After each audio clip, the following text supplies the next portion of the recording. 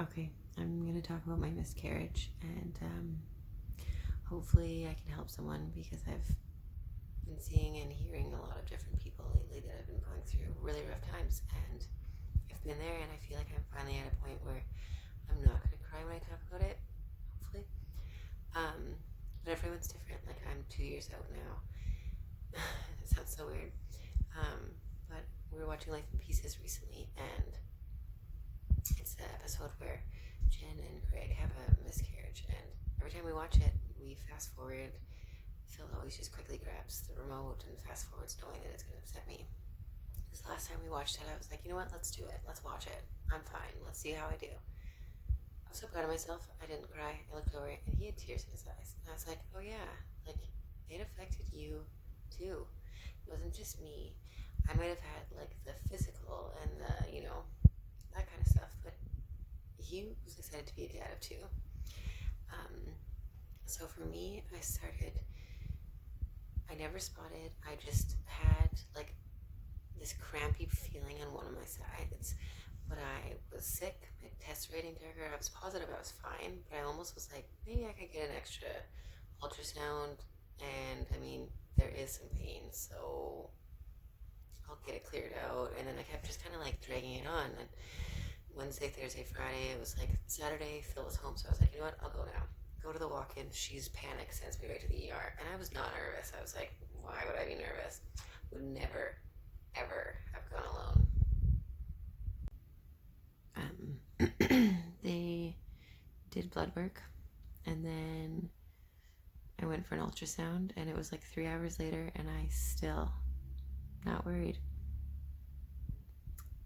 Went for the ultrasound, wasn't worried, tried not to be nosy because I was at this point thinking I was just getting like an extra sneak peek. Hopefully I'd get a picture at least.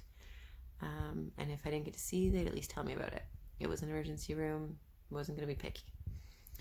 After the ultrasound, the girl was like, yeah, the radiologist and the doctor will see you. And I was like, okay. And by the time I was like back at my room, the doctor was like meeting me at the doorway basically. And he was like, yeah, so there was no viable life. So your options, and I was like, what do you, I'm living. What do you mean there's no viable life? Who are you talking about? And he was like your ultrasound, we didn't see a baby or anything, like, or a heartbeat or anything. And I was like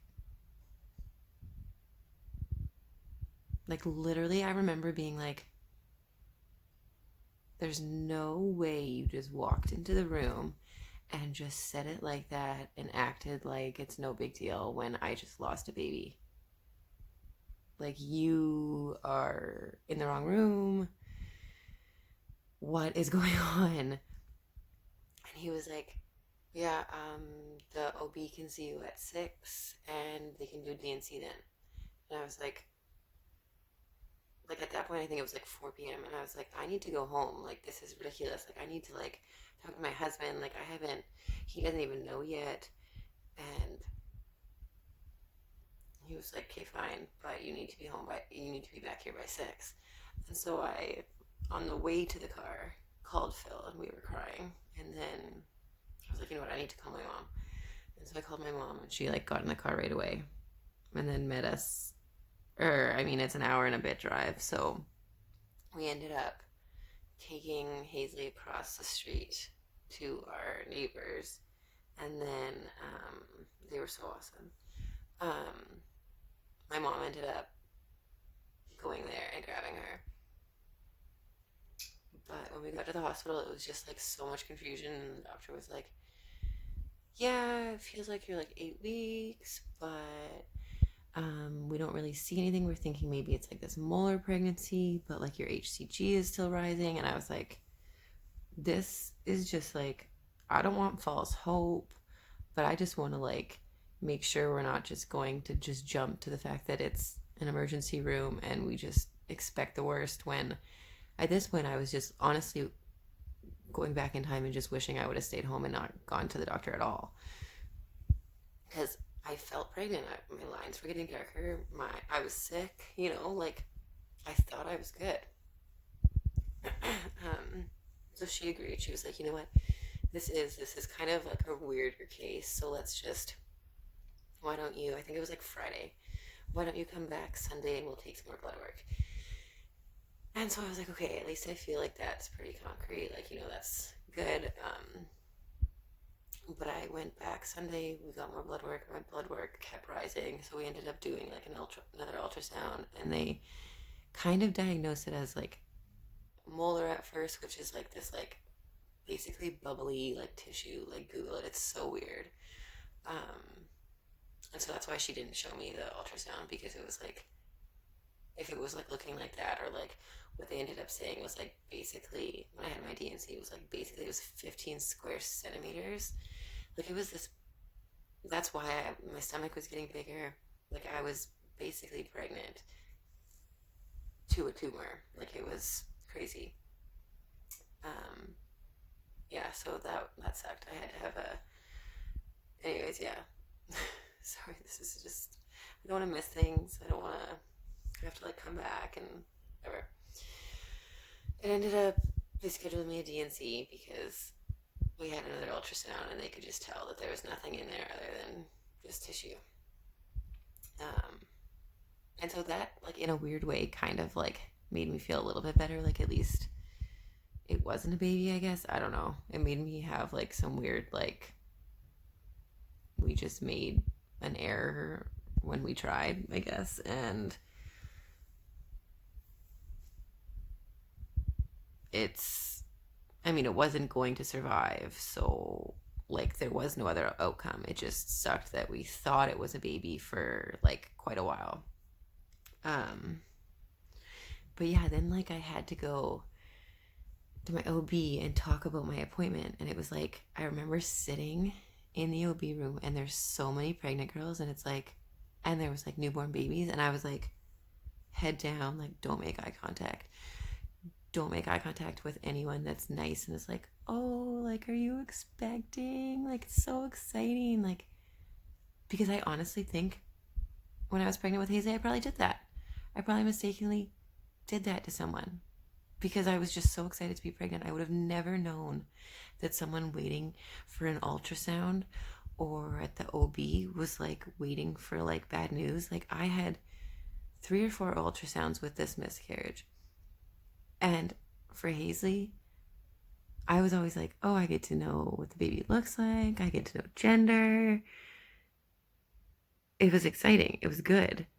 This time around, it was literally to find out how bad, to find out how big the thing had gotten, like, to find out what to do. Like, it was never a fun thing, and it just breaks my heart that, like, there's other girls that were in the waiting room, even when I was pregnant with Dougie, that, like, when I got pregnant with Dougie, I remember I just kept my head down in the waiting room because I was like, some of these girls might be miscarrying, and I don't want them to see my bump. Like, it messes you up. Like, it really does. Yeah, my eyes have just been completely wide open through this whole thing. Like, it's just, like, I always thought you could trust the line getting darker. And you can't, and that was tough for me. I remember I literally, like, it was so tough because we had gone to a family outing, or like it was one of my sister-in-law's baby shower, like, meeting thing, like, after the baby was born. And we had asked them, like, is it okay if we announce that we're pregnant? And it was like, we don't get all of our family together that much. And so we had done this, like, cute announcement before, like, everyone had got there, and it was kind of just the families. And it was so fun, and it was so exciting. And it was like, we were super early, but we were like, it's just family, like, that's who you tell. And then, like, literally, it was like the next day I miscarried. And then it was like 2 weeks later, the other sister-in-law had her baby shower with like all the exact same people because family, and they had babies really close together. And I was like, I can't go to that one. Like, I literally announced that I was pregnant with not even a baby last time, and now I have to go face all these people. Like, I was embarrassed. I was embarrassed that I got excited about something that wasn't real. And like, I guess that's maybe part of the embarrassment. Like, I legitimately remember being like, someone's gonna come and like tell me that I shouldn't be sad because it wasn't really a baby. And it's like, I kept trying to like I even said, I kept trying to like make myself feel better. Like, well, it didn't have a chance, but it's like, I still thought, oh my gosh, really here? I still thought that maybe my kid was getting a sibling and we were going to be a family of 4. And, you know, like, so it doesn't really matter what happened in my stomach. Like, all the like feelings in my head and my heart, like all that stuff was destroyed with finding out it wasn't a baby. So I still lost a baby, even though it wasn't a baby. And yeah, I really wanted to share this, and I'm probably going to turn this off and think of so many more things. I tried to write notes again because, you know, that's me. But yeah, it's such an isolating feeling, and I hope nobody makes fun of me for this. I hope people feel comfortable sharing with me if that's what you need. Like, I'm here. I've helped. I mean, I don't know if I've helped, but I've talked through miscarrying with a lot of different girlfriends and like strangers,